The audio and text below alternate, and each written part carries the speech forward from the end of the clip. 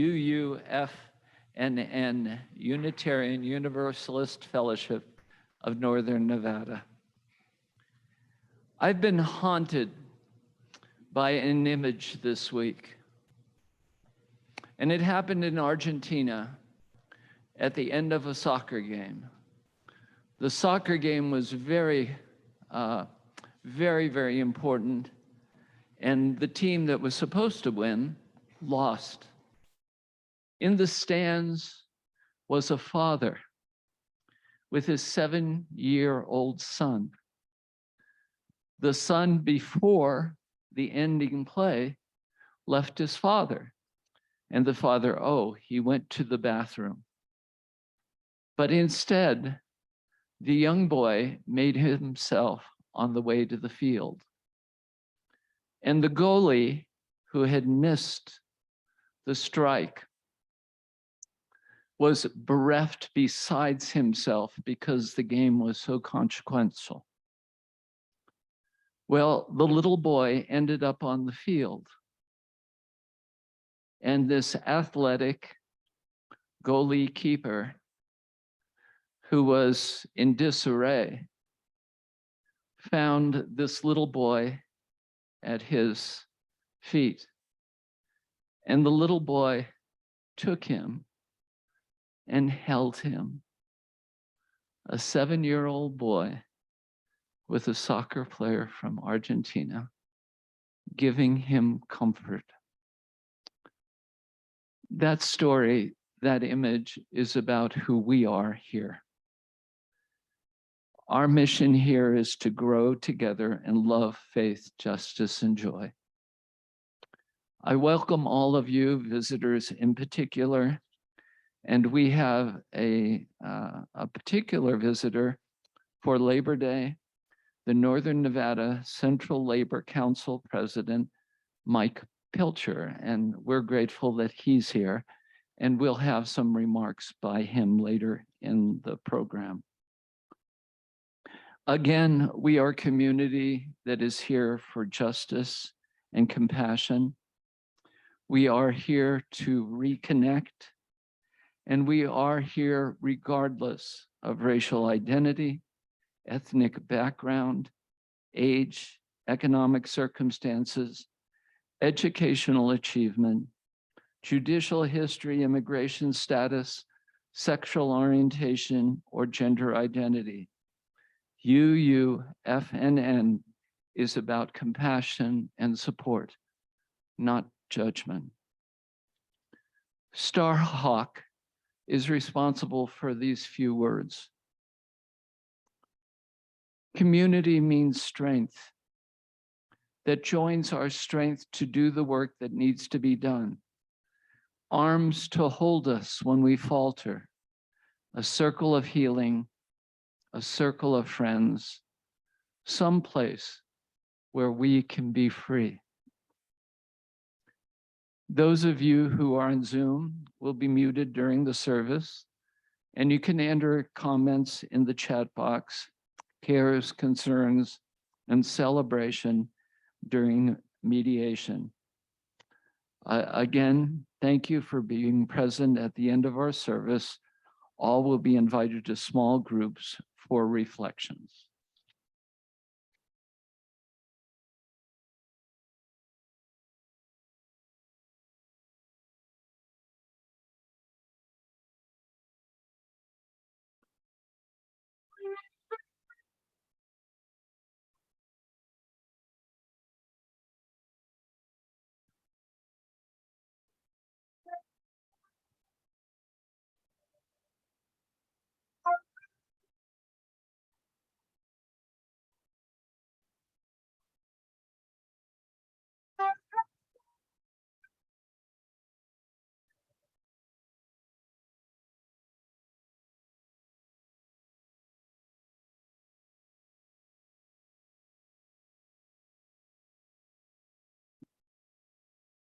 May we be reminded here of our highest aspirations and inspired to bring our gifts of love and service to the altar of humanity.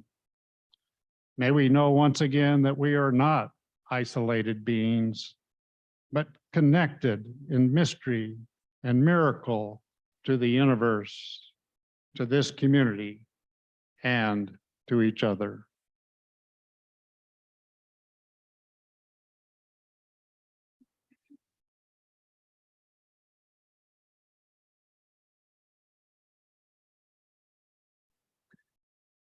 Now it's time for our chalice lighting. Those of you who are on Zoom, please gather your chalice.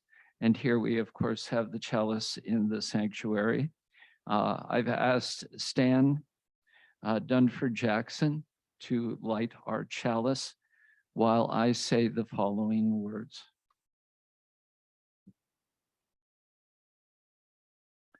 If there ever was a time for a candle in the darkness, this would be it.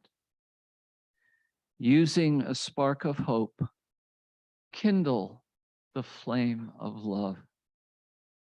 Ignite the light of peace and feel the flame of justice, and especially equality and compassion to the incarcerated.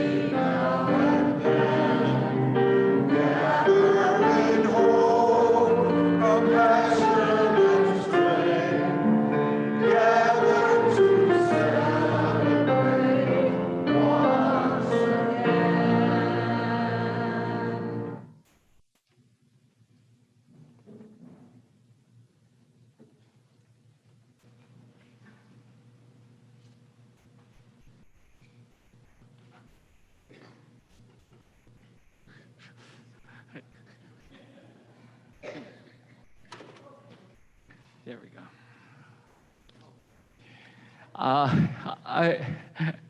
I grew up in the 50s and 60s. I was 8 years old when I used to go out with my shovel in tow to clear snow for the neighbors. My mother, the good sport she was, supported me as an 8-year-old. And I remember it was such a big deal to get 25 cents. 25 cents. I should have had a union. But the fact of the matter is all those 35 cents and then a subsequent paper route and then doing lawns allowed me to save enough money that I could pay for my first year of college. First year of college, way back when.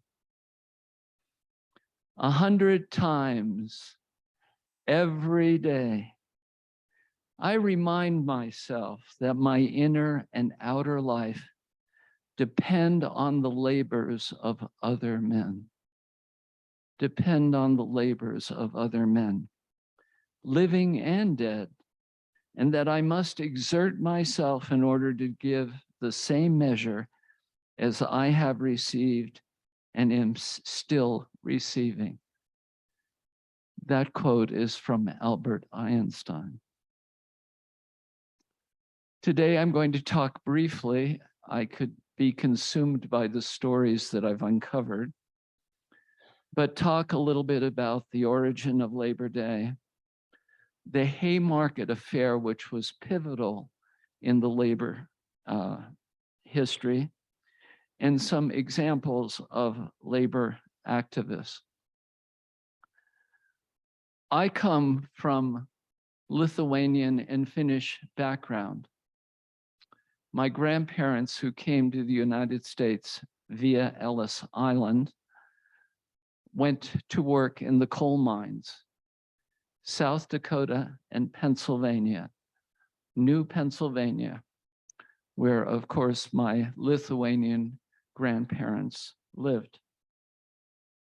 You have to understand, they went into the mines early in the morning before the sun was up, and they finished their workday when the sun went down.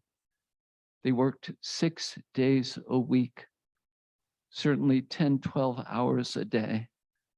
And the only day off was Sunday, with its obligatory of going to Catholic church. Labor Day, which of course is the first Monday in September, is a creation of the labor union, dedicated to the social and economic achievements of American workers. It constitutes a yearly national tribute to the contributions that workers have made to the strength, prosperity, and well-being of our country. The first Labor Day weekend, holiday, was celebrated on Tuesday, September 5th, 1882 in New York City, with the plans of the Central Labor Union.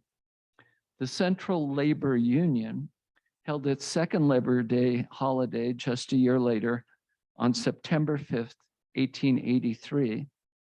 By 1894, 23 states had adopted the holiday, and on June 28th, 1894, there will be a quiz, President Grover Cleveland signed a law making the first Monday in September of each year a national holiday. So just think, this goes back to 1894. Now let me go to the Haymarket Affair. You have to understand the circumstances, and I'll be repeating myself just to make you feel guilty about your lives right now. But there was a long depression after the Civil War. Chicago was a major labor hub where workers only made $1.50 a day. $1.50 a day. They were mostly German and Bohemian workers. They worked, as I said previously, 60 hours a day for a 6-day work week.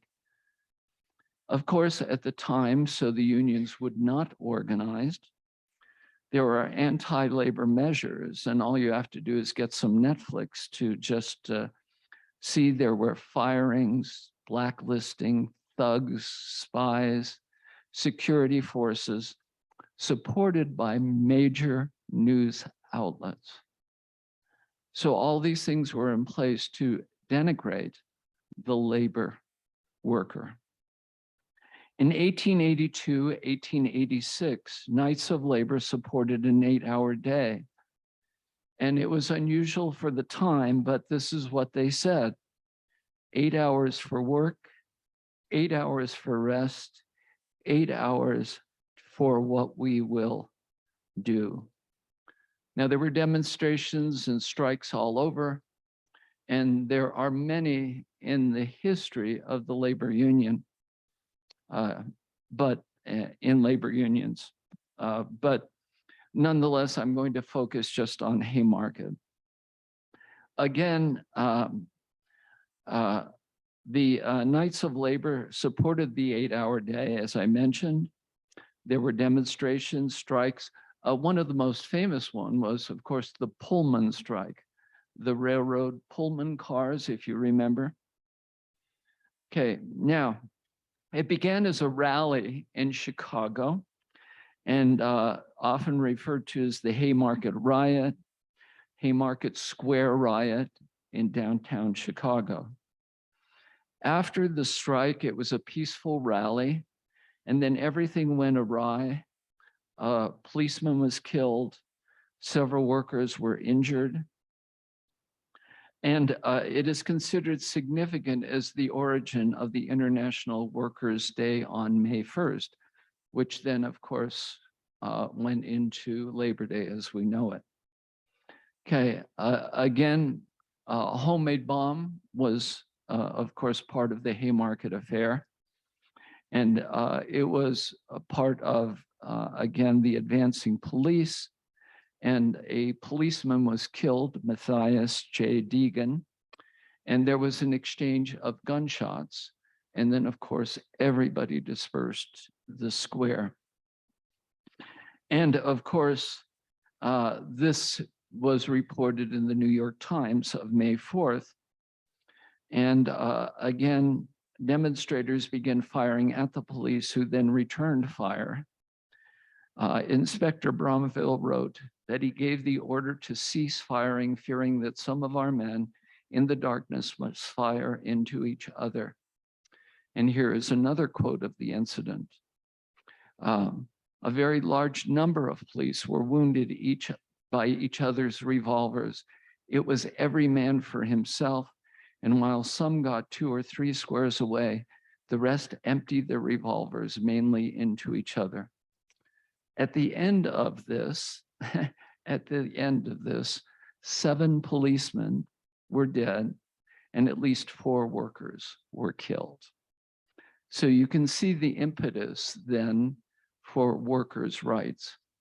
And it goes on and on and on. But my third point is to maybe recognize some names you have not heard and quotes by them regarding labor.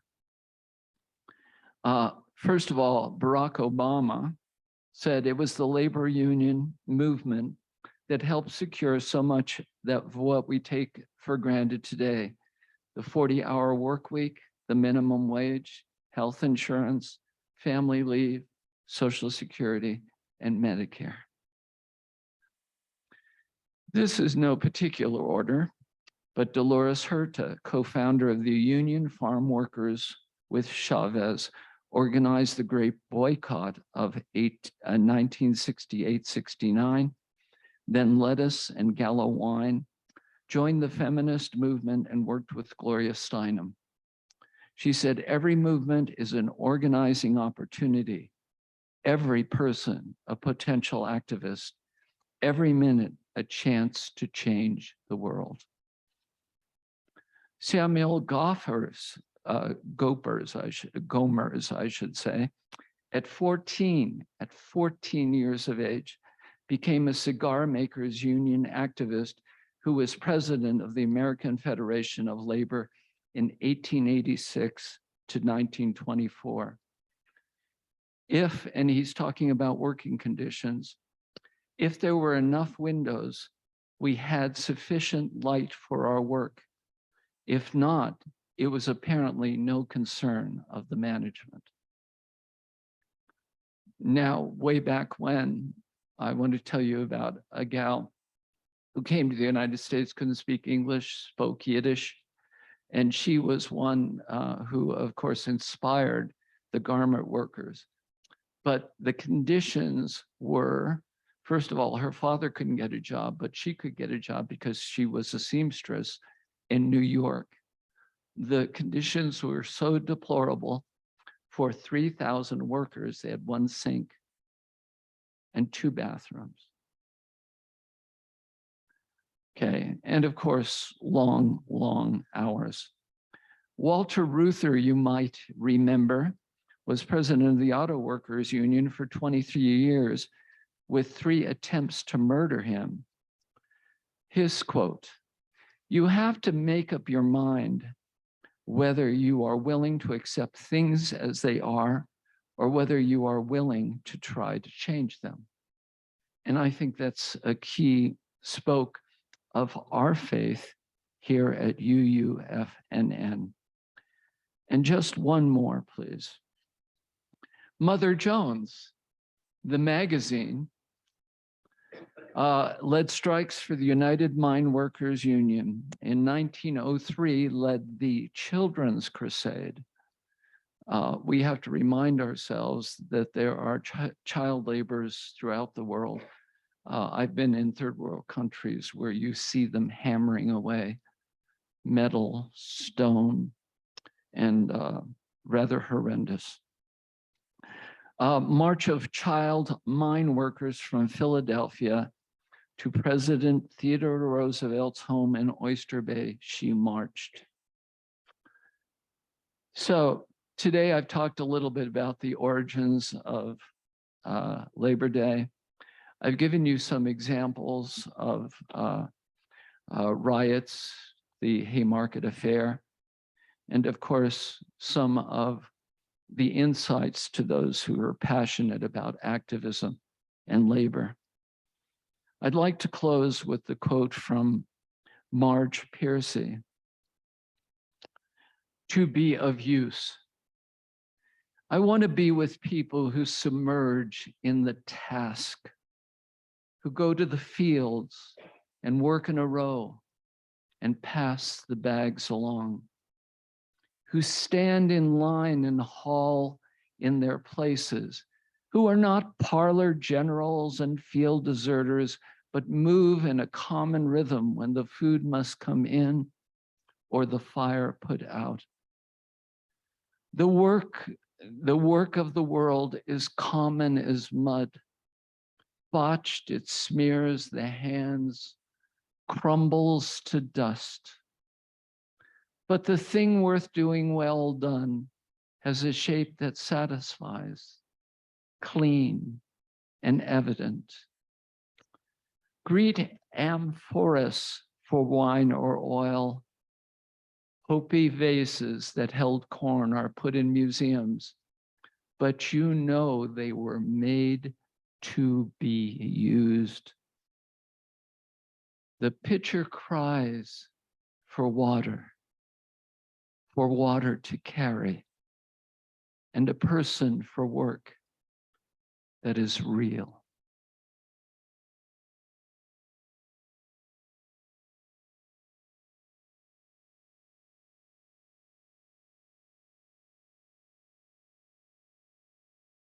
Thank you, Bob.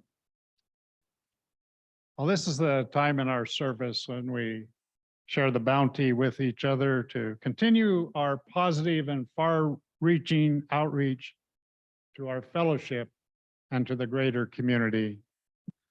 Well, a basket will be circulated for those of us here, and those on Zoom, or even those here, can text 73256, 73256, putting UUFNN in the message box and hit send.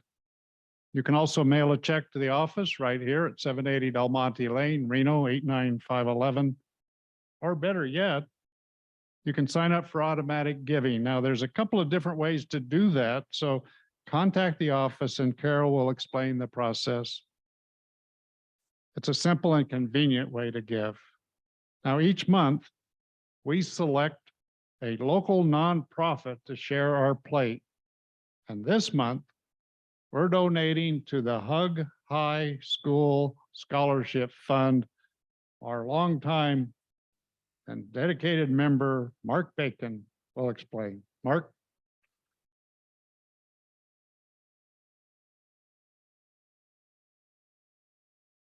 Let me tell you a little bit about Hug High School and some of their amazing students.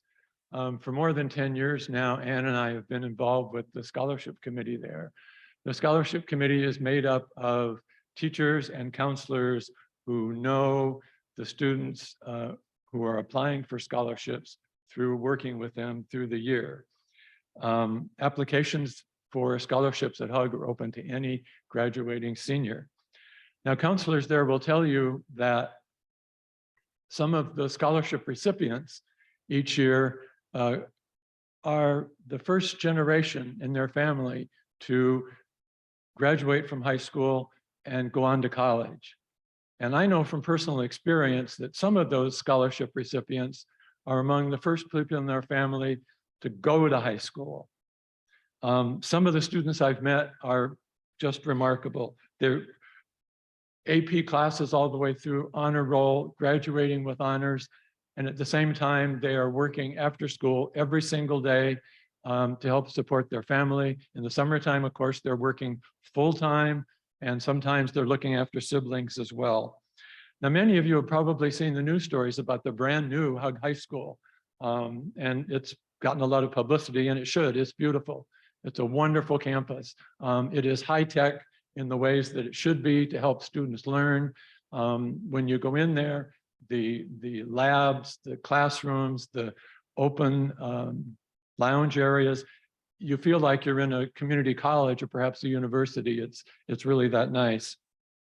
But remember, Hug High School has been the poor stepchild of the district for many, many years. The original campus was built back in the 60s, and it looks like it.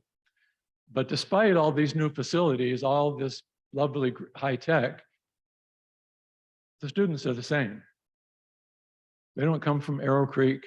They don't come from Double Diamond. They don't come from Collin Ranch. They come from Reno's version of the Central City.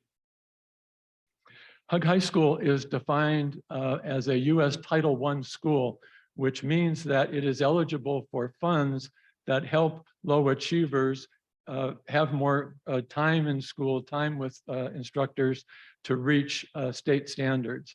And in order to qualify for this, a school must have at least 40% of their students considered to be low income.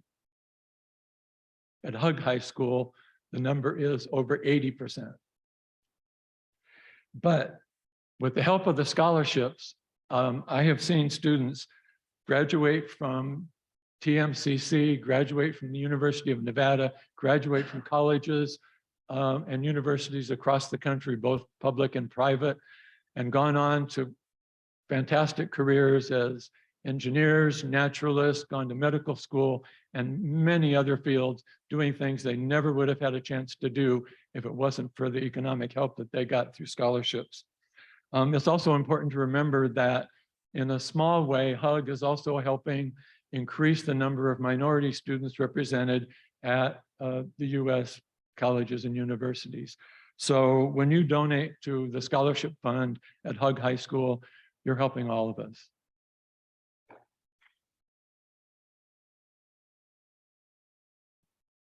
Thank you, Mark. Lois and I had the opportunity to tour that new high school. It's absolutely phenomenal. And Lois got her start as an ESL teacher at Hug High. So if you're texting, you can option a direct donation to the fellowship or to our designated nonprofit. So thank you for your generosity. And now will the ushers please come forward?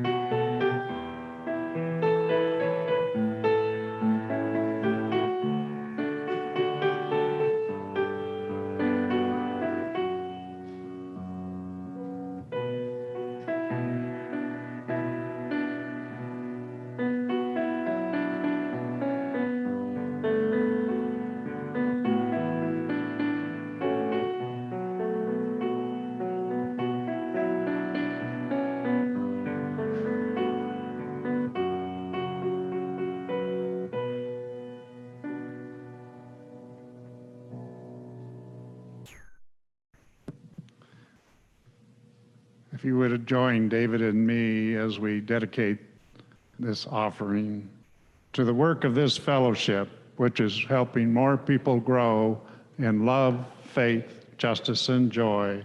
We dedicate ourselves, and these are offerings.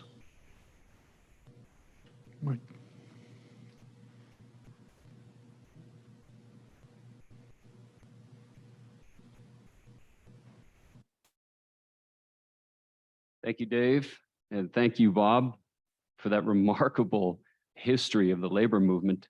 I thought I was the only one that knew some of those things. I'm really honored to be here today. My name is Mike Pilcher. I'm the president of the Central Labor Council, and I'll tell you a little bit about what that is in a minute. A little bit about me. I was born and raised here.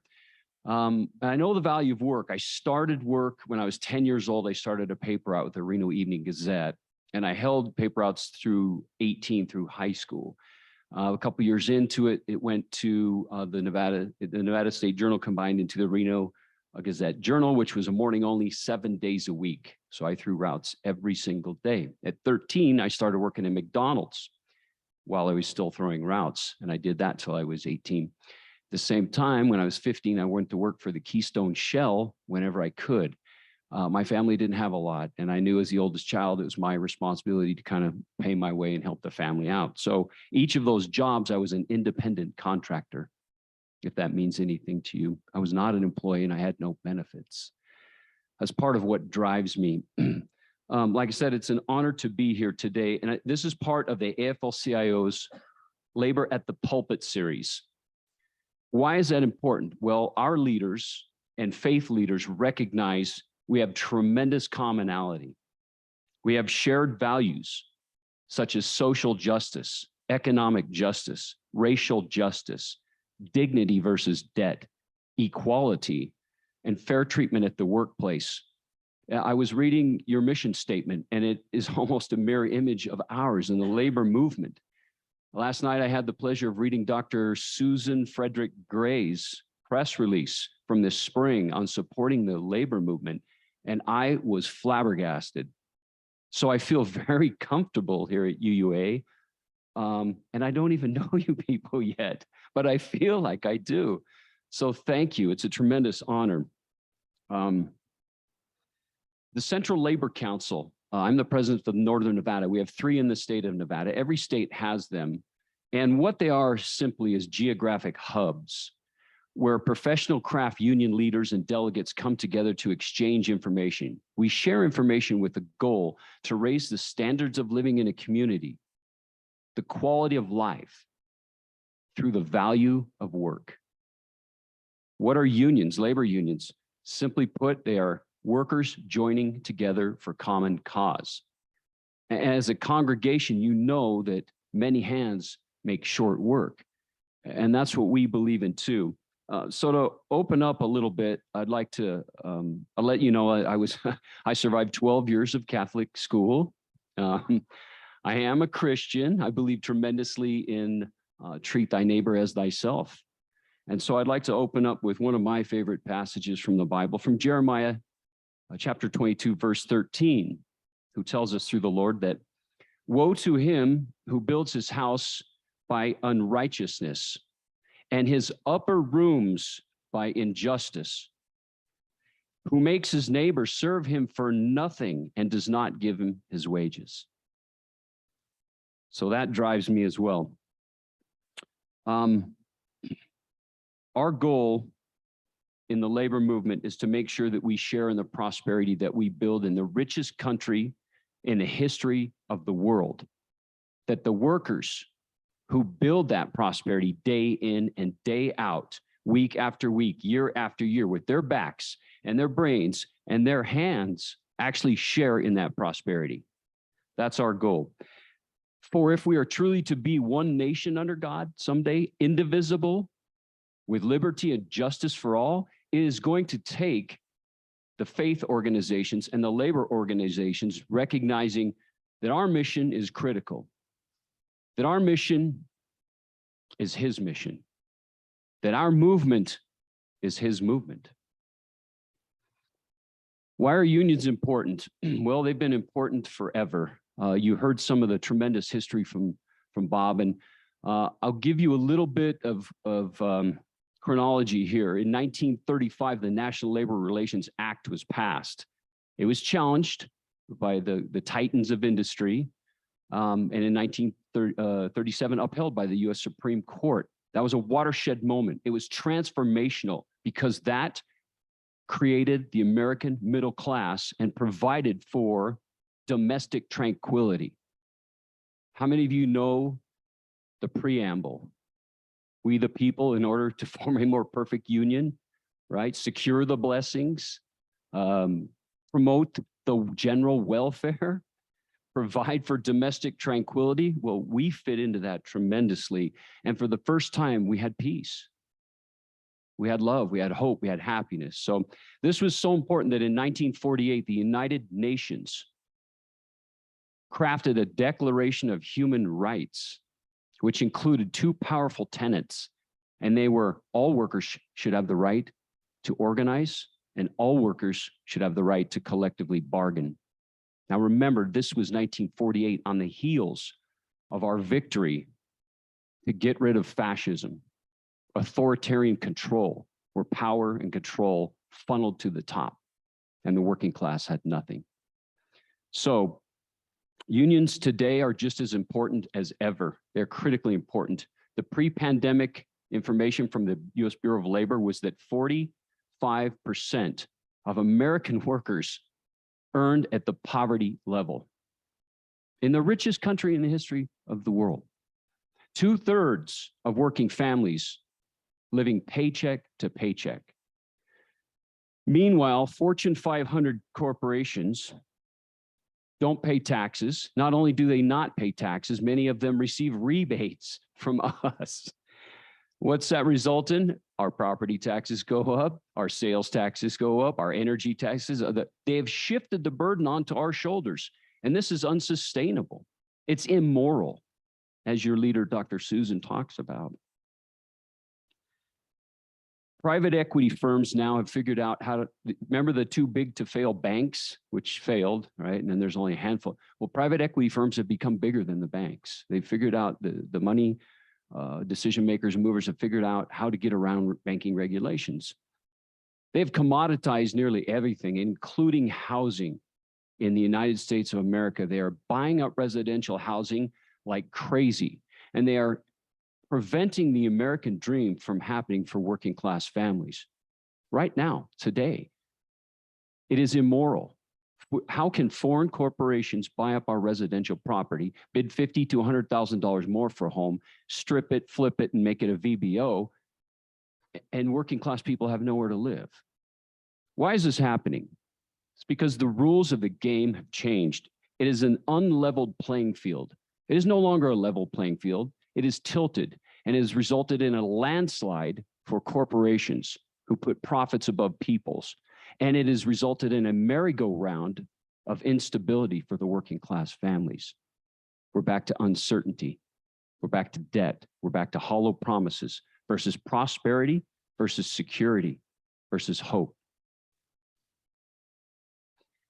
Right now, because they write all the rules, there are no end zones. There are no boundaries. There are no sidelines. There are no referees, and there are no penalties. Why is this happening? Well, I'll give you one example, and I don't want to stereotype here, but I want to tell you about history. In 1912, 700 to 800 power brokers, the wealthiest human beings in America, gathered together to form the United States Chamber of Commerce. And when I talk about the United States Chamber of Commerce at the national level, I want to be perfectly clear. I'm not talking about local chambers of commerce that represent small family businesses, because in organized labor, we support them. We are them. We have small family business members. Our motto at the Central Labor Council is to buy local, to build local, to train local, to hire local, and to prosper local. So we absolutely support small businesses. But the United States Chamber got a 25-year head start on organized labor. Corporations pay their dues to a chamber, but they want to deny workers right to pay their dues to a union. That makes no sense. That results in an unlevel playing field. They've become the most powerful, they have always been, let me I stand corrected, the most powerful lobbying organization on planet Earth. In a recent 10-year window, they outspent big pharma, big oil, big energy, big insurance by over $1 billion to craft the rules in their favor at our expense. That's what we're faced with today. What is the labor movement doing about it today? Well, I can tell you everything we can, and we need your help. We've asked our nation's leaders to ban foreign corporations and private equity firms and hedge funds from buying up residential housing and depriving generations of workers of the American dream, robbing them of their chance of building equity. We're requesting that the Railway Labor Act be amended. It should be called the Railway Anti-Labor Act because the rail tycoons wrote it. We are asking that it be amended or repealed entirely so that our railroad workers have the same rights as every other union member. And this supply chain disruption caused by the Class 1 freight carriers, who have monopolized from 40-something carriers into 7, ends. This disruption must end. The supply chain crisis is the direct result of their monopolization, their lack of investment back into the railroad. For the last 10 years, they've conducted $190 billion in stock buybacks. They've laid off 45,000 railroad workers who they desperately need. They furloughed them. They've tripled the size of their trains, and they've cut their mileage in half. That's why ships were out in the ports of Oakland and ports of Los Angeles. We have one really important goal, and it is to pass the Protect the Right to Organize Act. And we need your help. The Protect the Right to Organize Act, the PRO Act, will have consequences for bad actors at the corporate level. When workers at Amazon or Walmart or Starbucks or FedEx, when they want to organize, they are intimidated, they are coerced, they are fired. This is against the National Labor Relations Board rules, Section 7 and Section 8. And the consequence is, if they're found guilty by a hearing board, they have to post an apology on the bulletin board. That's it. So there is no deterrent, and they continue to ruin American working families' lives. We need your help to pass the PRO Act.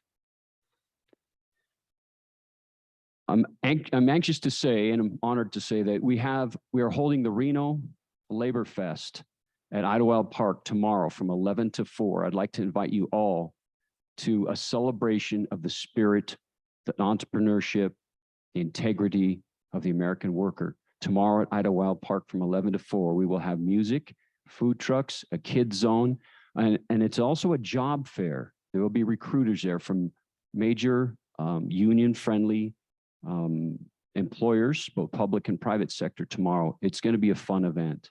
So I'd like to invite you to that. How to get a hold of us? You can get a hold of us. Our email is info@nnclc.org. Our website is at nnclc.org. And we have social media outlet on Facebook and Twitter. And I hesitated there because I'm not very good at social media. I'm still learning, but we are also on Facebook advocating for raising the standards of living for a better work-life balance so people can have hope and faith and love. And so they don't have to go to work on Sunday. They or their spouse, they can come here. I'd like to close with one more passage from the Bible, from Proverbs chapter 11, verse 1, which says, "A false balance is an abomination to the Lord, but a just weight is his delight." Thank you very much for having me here today. It was an honor.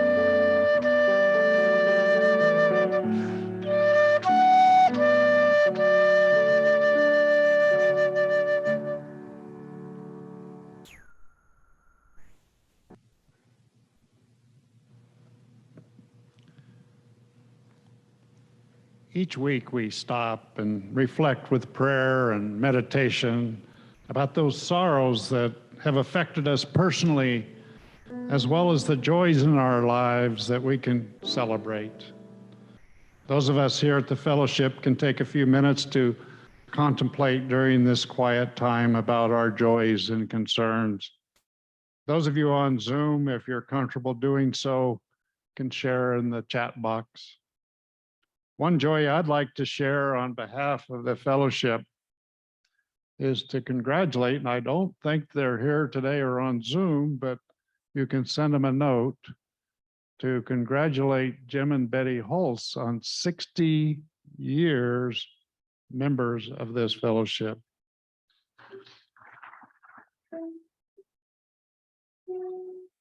So now, you can close your eyes if you like, and relax and have your own thoughts and settle in.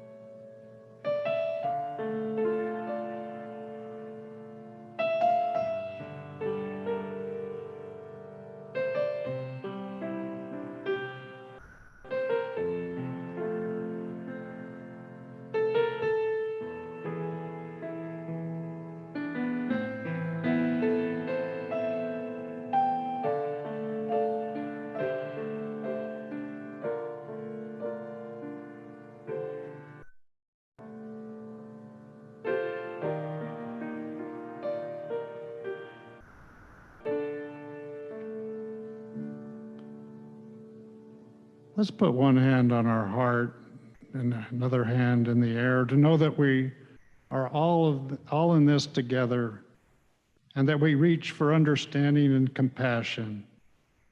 We here at UUFNN deeply care for one another.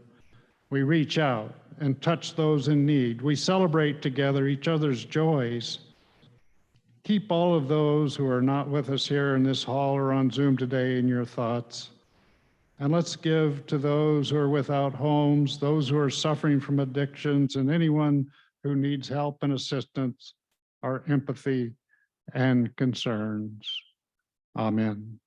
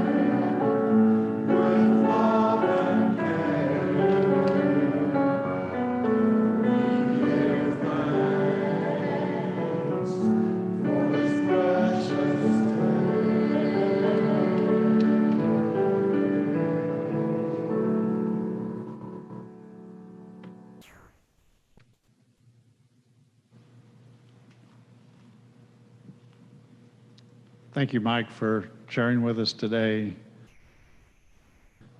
So 1984 was the year. 1984 was the year that I decided to run for state senator. In researching my opponent, a powerful 12-year incumbent senator, who, by the way, stayed as the incumbent, I found out that he had a small ownership in the Sahara Hotel in Las Vegas. So I immediately started running ads indicating that he had a conflict of interest as it relates to one of our state's largest industries. Now, you know how this goes. Somehow their campaign came up with the fact that I had an apparently worse conflict of interest.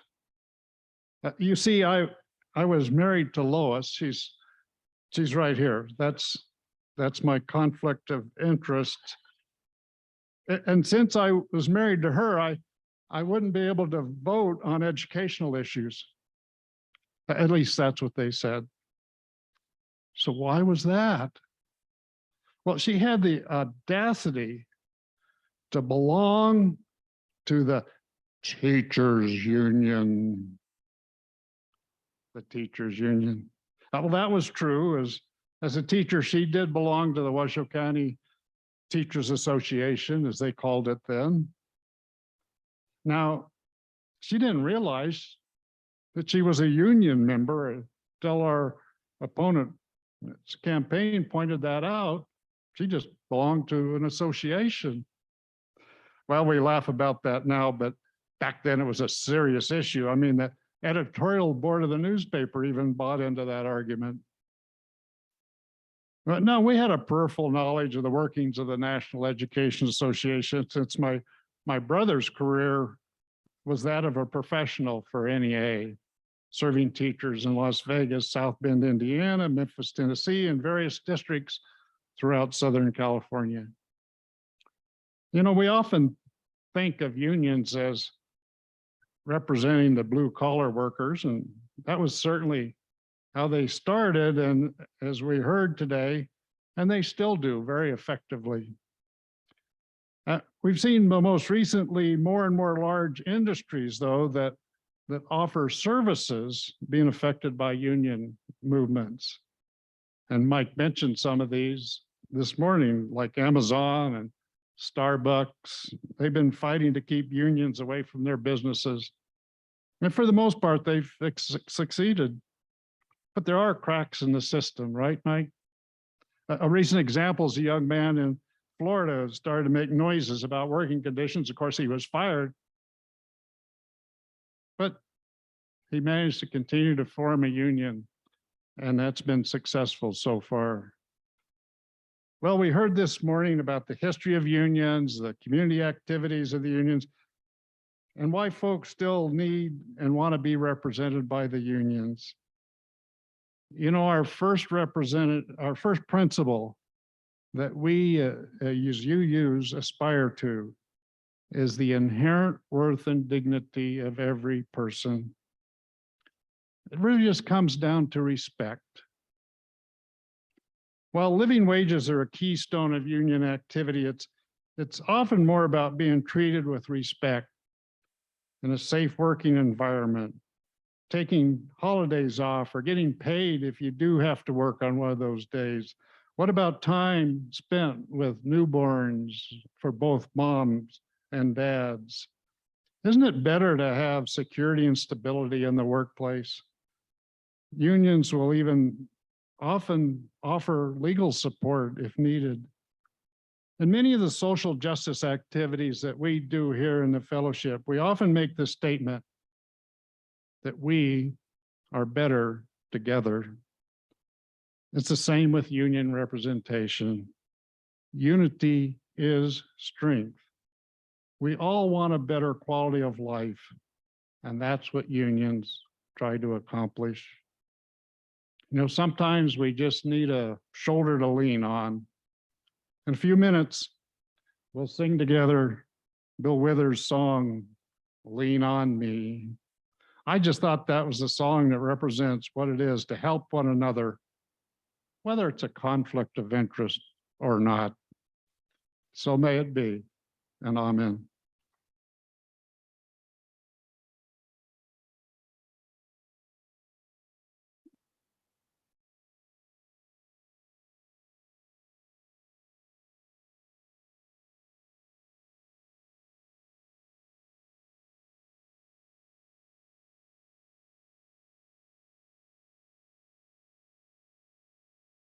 Thank you for joining us. If you're new, of course, online are cards to fill out so you can get further information. We have a welcome table that is still welcoming even after the fact. Like to remind you that the Reno Posse is always looking for donations, refillable water bottles, snack bars, juice pouches, ready-to-eat canned foods, personal wipes, and gallon bottles of water. And you can deposit those in between the buildings before 2 o'clock on Wednesdays.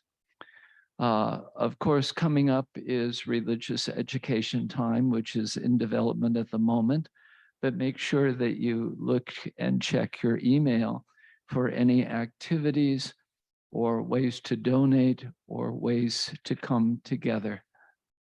I'd just like to say, remember the little boy on the soccer field and just hug each other where appropriate. Thank you.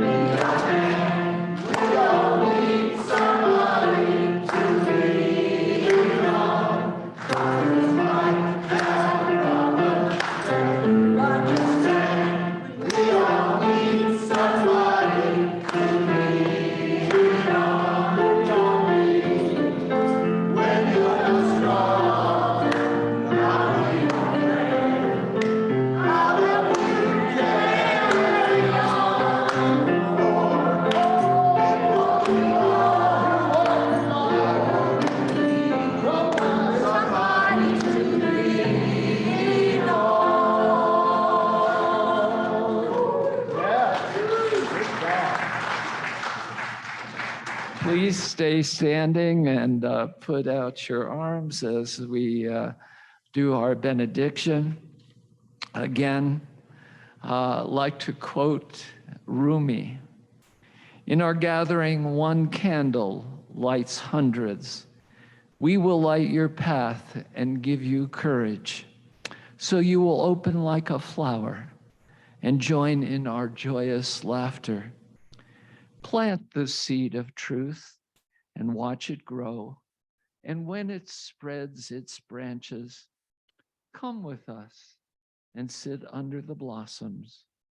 Your eyes will open to the secret of truth.